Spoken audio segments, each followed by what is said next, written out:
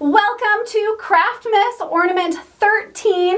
This is the largest ornament out of all of the 24 tutorials. Yes, 24 tutorials. I'm filming this a little bit earlier in the summer, so I cannot find candy canes, oddly enough. But what I like about this particular ornament is that you could easily add your candy canes in and hang them on your tree with just a little row of candy canes on them. So let's jump into this tutorial, and as always, check out those links down below. I have the playlist linked there with all of the other ornaments if you missed any.